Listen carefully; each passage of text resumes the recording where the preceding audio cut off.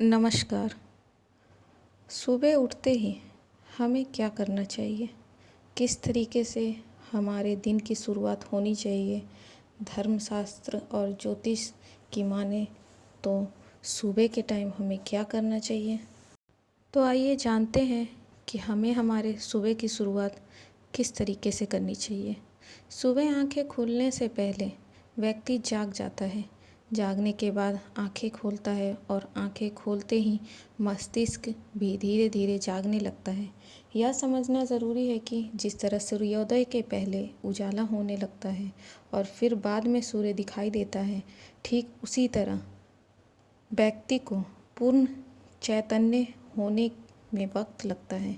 ऐसे समय में उसका मस्तिष्क संवेदनशील होता है। ऐसे में कुछ सावधानियां रखना ज़रूरी है, क्योंकि हमारे मस्तिष्क को सेट होने में कम से कम 2 घंटे का समय लगता है।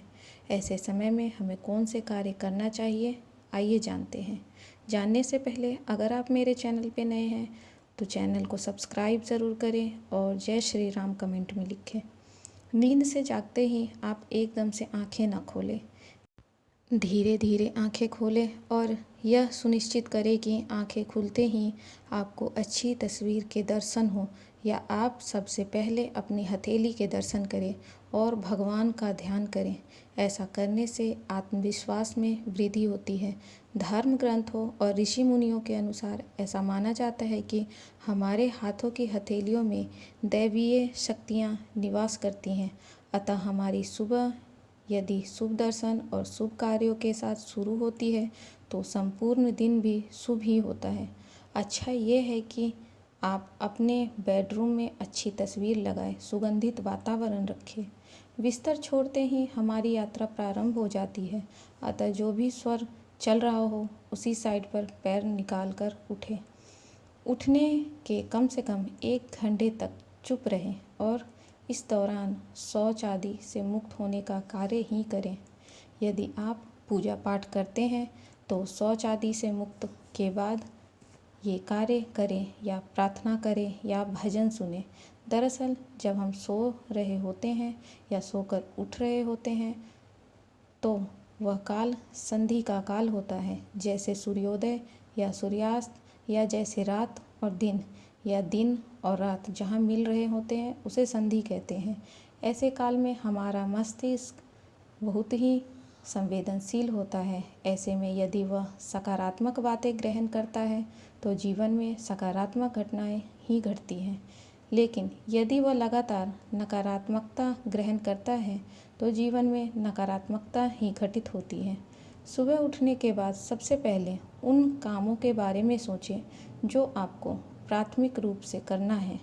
इस आदत से आप सबसे ज़रूरी कार्य को निपटाने की क्षमता हासिल करेंगे। जीवन में सफलता हेतु सबसे पहले वही कार्य करना चाहिए जो अपने जीवन में खास है। आंखें खुलते ही आप किसी का भी चेहरा ना देखें, खास करके किसी ऐसे व्यक्ति, पशु या अन्य का जिसे देखकर आपके मन में अचानक से बुरे भाव आते हैं या आपको अच्छा ना लगता हो। ज़्यादातर हो सके तो आप किसी भगवान की तस्वीर लगाएं ताकि वह देखकर आपका मन शांत रहे। जो लोग देर से सोते हैं वे देर से ही उठते हैं, या उन्हें मजबूरीवश देर से सोना या जल्दी उठना पड़ता है। ऐसे लोगों की सेहत दिन ब दिन गिरती जाती है, जिसका उन्हें पता नहीं चलता। वे चिड़चिड़े हो जाते हैं और उनके संबंधों पर भी गहरा असर होता है।